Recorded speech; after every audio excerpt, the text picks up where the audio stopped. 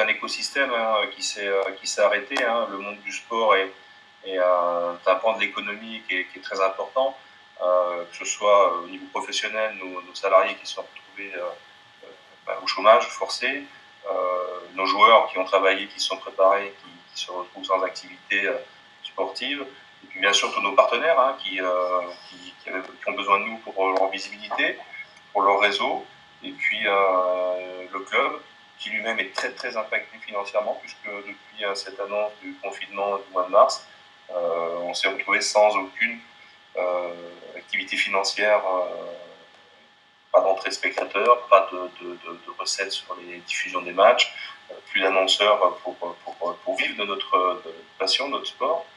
Donc oui, c'est beaucoup de secteurs qui ont été impactés, mais comme toute l'économie.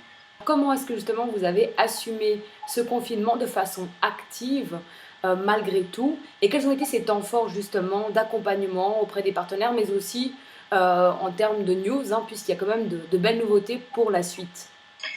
Oui, l'annonce de la suspension définitive du championnat, de cette saison blanche, on s'est dit qu'il fallait quand même aller de l'avant. Mais c'est difficile de se projeter, comme je disais, dans l'avenir pour nous. Mais il fallait aller de l'avant et puis il fallait être créatif.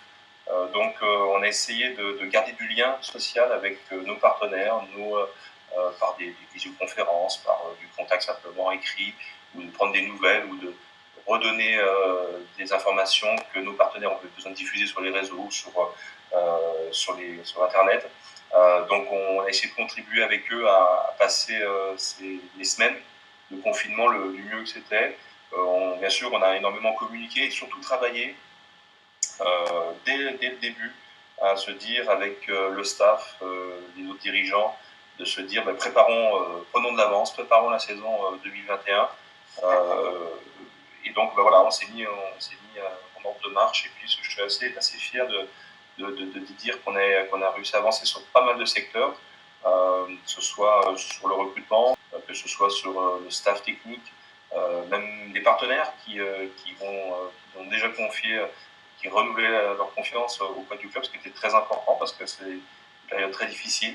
Et je pense que voilà, d'avoir gardé le contact avec le public, avec nos partenaires, avec tout l'écosystème, comme je disais tout à l'heure, qui nous entoure, était déterminant pour passer cette épreuve. Est-ce que ça implique de désorganiser une saison? Ça implique que tout simplement, il n'y aura pas de score d'enregistré, pas de résultat. C'est comme si on n'avait jamais commencé cette saison. Il y aura une saison complètement sans activité sportive, sans championnat.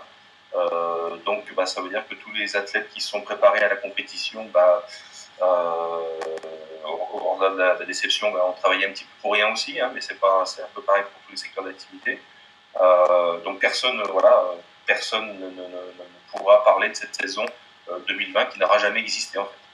On espère une reprise sportive, collective à partir de septembre. Ça reste faut que ça se confirme tout ça. Il faut que le virus ait pratiquement disparu, donc ça reste quand même très très très inquiétant encore au jour d'aujourd'hui, mais on garde espoir. Et puis, comme je disais, on a travaillé sur le futur, on a avancé avec le staff avec la nomination d'un nouvel entraîneur-chef, Yannick Vanas, canadien, qui était présent déjà depuis 2 ans sur notre staff et puis qui prend du galon du coup, et qui prend la place de coach Hippo, le gars du Cousso, qui a décidé de prendre une année sabbatique avec nous. Et on a la chance dans cette histoire-là. Coach Hippo, c'est pas quelqu'un qu'on peut remplacer facilement. Il a son palmarès qui parle pour lui. C'est tout ce travail qu'il a fait depuis de nombreuses années avec nous. Donc c'était pas évident de remplacer quelqu'un comme ça, surtout quand on veut toujours placer le club dans la performance.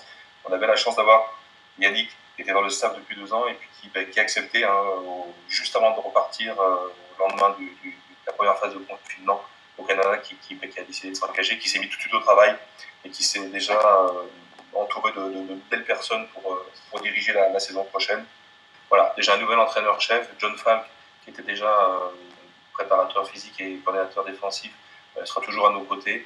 Donc voilà, on garde le noyau dur de ce qu'on avait, donc ce qui nous permet de vraiment de dire quand ça va repartir, on sera prêt puisqu'on n'a pas tout reconstruire, on est déjà bien en marche, il n'y a plus qu'à se débarrasser de ce virus.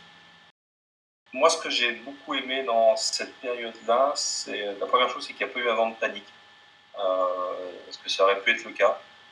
Les gens sont quand même restés assez, en tout cas ceux qui m'entourent, hein, soit familial, professionnel, associatif, sportif, moi, je suis resté assez calme et posé. J'ai même trouvé que on a réussi à retravailler différemment, hein, comme on le fait en ce moment en visio, à être innovant aussi, à inventer de nouvelles actions innovantes pour continuer à avancer. Et puis moi, ce qui m'a beaucoup touché, c'est toute cette solidarité qui n'a pas toujours été bien mise en avant à droite à gauche, puisqu'on parlait que de ce virus, mais toutes ces actions qui sont mises en place, associatives, professionnelles, pour soutenir nos soignants dans les hôpitaux, dans les EHPAD, etc.